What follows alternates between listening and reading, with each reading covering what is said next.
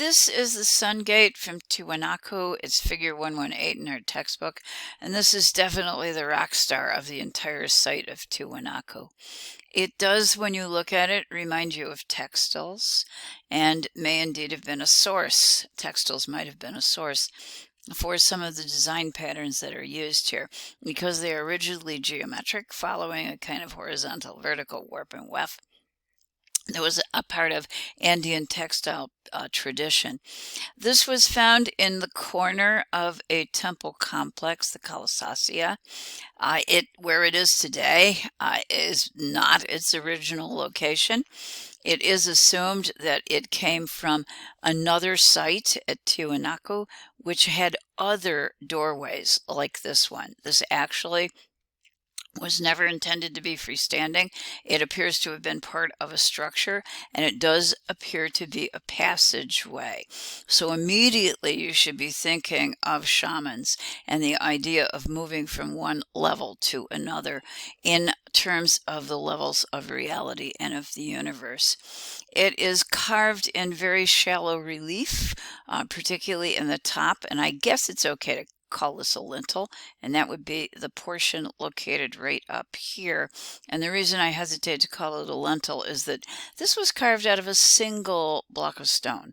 So it is not your traditional post and lintel to create a door, but instead it is a monolith, a single, at least originally was a single carving of stone with a complex frieze, continuous band of sculpture at the top. The relief carving varies in depth. The attendants, which we're going to look at in a minute, are fairly shallow, while the central figure projects forward with much higher relief and also obviously captures our attention. The central figure is often referred to as Viracocha. Viracocha, we'll see later, he was the great creator god of the Inca. We don't really know if this represents that divine being, but there is a tendency to use this figure and to link it also pretty clearly to Chavin in a kind of continuous line of development. I am certain that there is some relationship, but I can't tell you if this figure is actually the Chavin staff god, and I also can't tell you if it is the Inca figure Viracocha.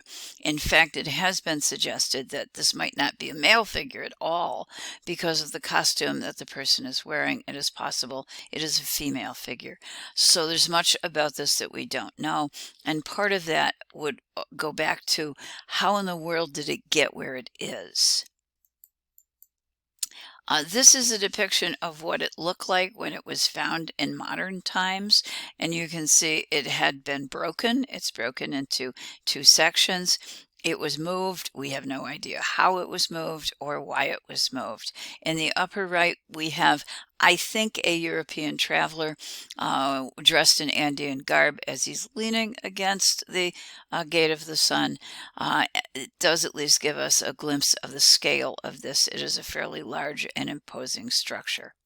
I like this particular picture because it shows us the different levels of the relief carving and the way in which, in particular, the central figure, sometimes referenced as a kind of staff god, seems to come most forward towards us, but particularly the face of the figure. And that's one of the characteristics of Tiwanaku art, and also probably Wari art, maybe because we're dealing with images associated with shamanism, and it is, of course, the head that is the place in the human form that actually has the visionary experiences. In this case, however, our figure is not holding the traditional shaft in each hand. What the figure is holding instead is a spear thrower and arrows.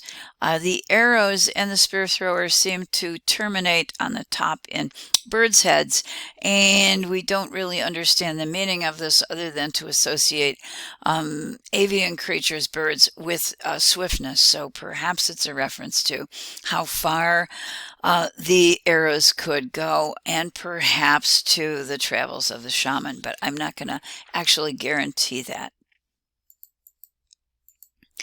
This is another view of our figure located in the center and really smack dab on the center.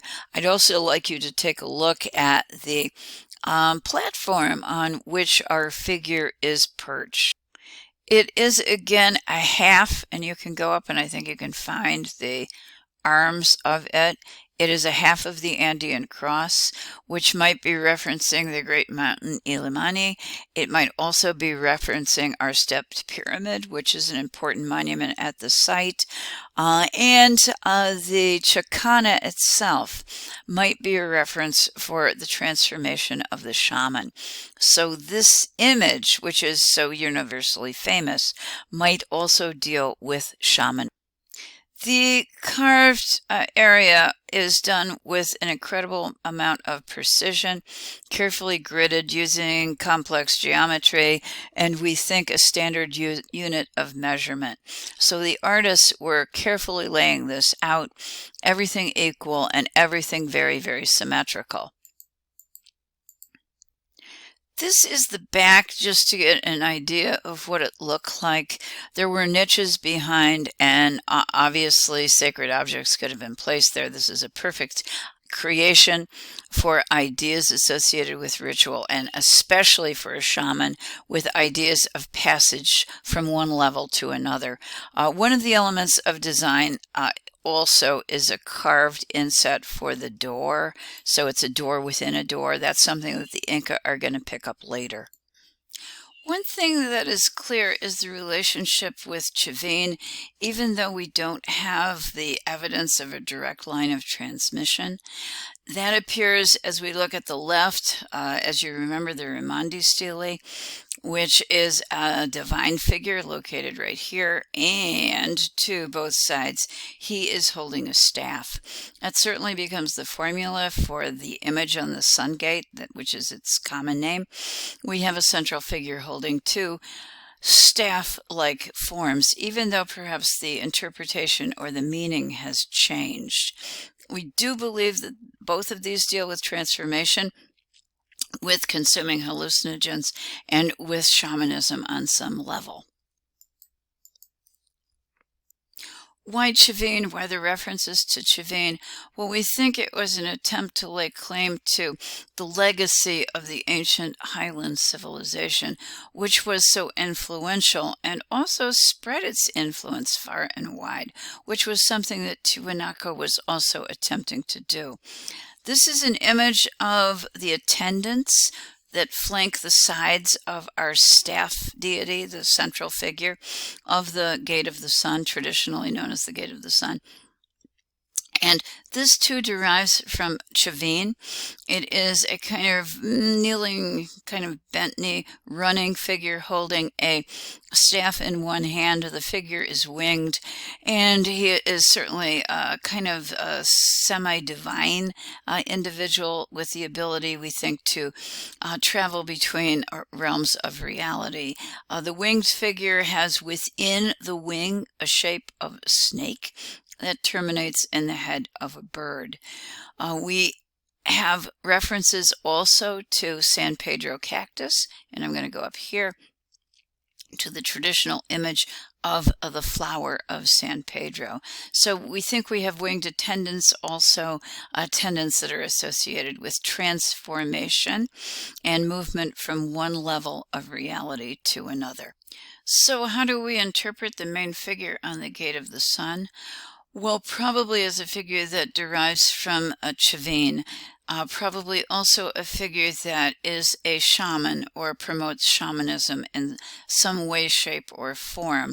It's a continuous image that I do think may change its meaning over time, and consequently when we get to the Inca, this kind of depiction might be used in another way, at the same time continuing to reference the ancient Andean heritage that would give the image prestige. So, bottom line, the gate itself seems to deal with shamanism and with the whole idea of a doorway, a passage from one level of the tiered universe to another, perhaps with a major shamanic individual at the very center of the door.